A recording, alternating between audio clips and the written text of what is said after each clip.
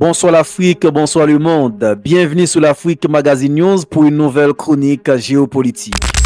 Donald Trump est-il le président de la défaite des États-Unis? Une question qui divise, intrigue et soulève des débats enflammés alors que le monde traverse une période de bouleversements sans précédent. La réélection de Donald Trump intervient dans un contexte de crise globale. Premièrement, déclin économique américain. Les États-Unis, jadis perçus comme la locomotive économique mondiale, voient leur puissance contestée. Deuxièmement, guerre en Ukraine. Un conflit qui met à l'épreuve l'hégémonie militaire et diplomatique américaine. Troisièmement, montée en puissance des BRICS. Un bloc qui défie l'ordre occidental établi et symbolise une redistribution des pouvoirs sur la scène internationale.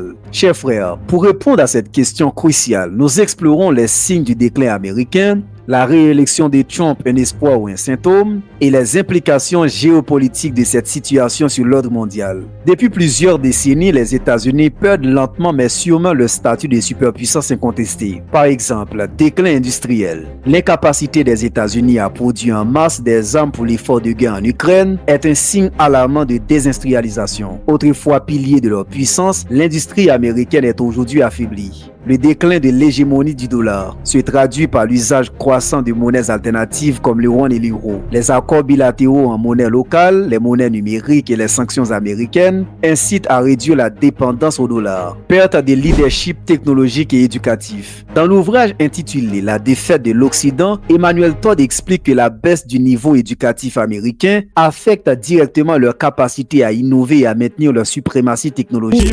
L'Empire américain a définitivement décliné. Oui, enfin dans mon livre, la défaite de l'Occident, j'essayais de comprendre l'incapacité industrielle et militaire américaine, l'incapacité à soutenir l'Ukraine, à produire des obus, à produire assez de missiles et des choses comme ça. Puis je remontais par étapes à l'incapacité à produire des ingénieurs, c'est des gens qui savent faire des choses.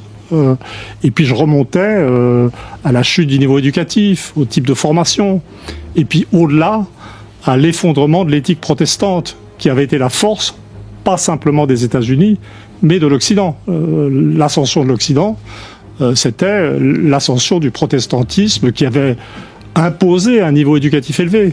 L'Angleterre, les pays scandinaves, l'Allemagne, qui est aux 2 tiers protestante, et bien entendu les États-Unis. Et donc ça, c'est des choses non réversibles. Vous voyez, si vous allez aux causes profondes du déclin, vous ne pouvez pas vous imaginer qu'un type mal élevé va inverser la donne. Mais je suis peut-être bénéficiaire ou victime, je ne sais pas, de ma formation d'historien de la longue durée, élève d'Emmanuel Leroy-Ladurie. J'applique au présent ce qu'on m'a appris à faire pour le XVIIIe siècle. On va justement, c'est intéressant de vous entendre sur cette perspective de l'histoire. On va continuer de forer, mais moi je vais me faire l'avocat du diable quand même, parce que les dirigeants quand même étrangers continuent de venir aux États-Unis, notamment rencontrer le nouveau président. Là, c'était le cas de Giorgia Meloni ce week-end encore. Ah oui, oui, mais attention, il y a 2 mondes différents. Il y a ce qu'on appelle le monde occidental, qui est la sphère de domination américaine, en fait. L'OTAN plus la Corée et le Japon. Alors nous, on est dans le système. Vous mettez l'Australie aussi dedans. Oui, toute l'anglosphère. Ça va de soi. La Nouvelle-Zélande, si vous voulez, on peut rajouter des choses comme ça. Et le Canada, bien sûr. Compétitivité économique. La Chine dépasse les États-Unis dans de nombreux domaines, notamment la production manufacturière et les technologies émergentes comme l'intelligence artificielle. Infrastructure militaire. Le Pentagone a récemment exprimé des inquiétudes sur la capacité à soutenir des conflits prolongés, comme l'illustre la pénurie de munitions pour l'Ukraine. Un exemple concret. Pendant le conflit ukrainien, les États-Unis ont été contraints d'épuiser dans leurs réserves stratégiques, révélant leur incapacité à répondre rapidement aux exigences de conflits de haute intensité. Ces faiblesses structurelles contribuent à une crise de confiance interne, alimentant le désir d'une figure forte capable de restaurer la grandeur américaine. Donald Trump.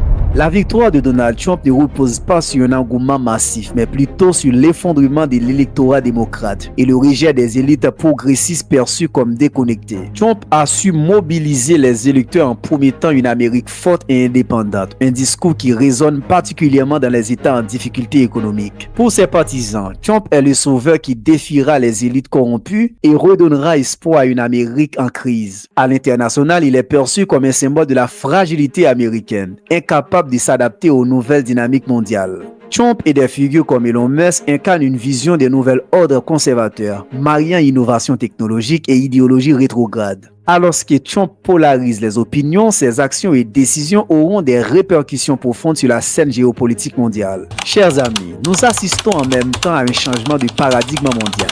J'explique. La montée en puissance des BRICS, ces nations défient de plus en plus l'ordre occidental en proposant des alternatives économiques, politiques et culturelles. Plusieurs pays d'Afrique et d'Asie soutiennent la Russie dans le conflit ukrainien, illustrant un basculement vers une multipolarité. Les relations entre les États-Unis et leurs partenaires traditionnels comme l'Europe se détériorent tandis que la Chine et la Russie forment des alliances stratégiques solides. Sous Trump, le retrait des accords multilatéraux, accord de Paris, a amplifié le désengagement américain. Trump prône la souveraineté et la grandeur américaine, mais ses politiques renforcent l'isolement et limitent l'influence globale du pays. Une position idéologique grandissante entre un progressisme occidental en crise et un conservatisme pragmatique mené par des puissances comme la Russie. Les États-Unis sont à la croisée des chemins. Confrontés à un déclin économique et militaire, ils peinent à maintenir leur hégémonie face à des adversaires de plus en plus organisés. La réélection de Trump, bien qu'intrigante, ne semble pas offrir de solutions durables. Le déclin américain est-il inéluctable? Ou bien assistons-nous à une réinvention silencieuse capable de renverser les pronostics? Partagez vos réflexions en commentaire et abonnez-vous pour ne rien manquer de nos analyses géopolitiques. À bientôt pour une nouvelle chronique avec Wesley. Ciao!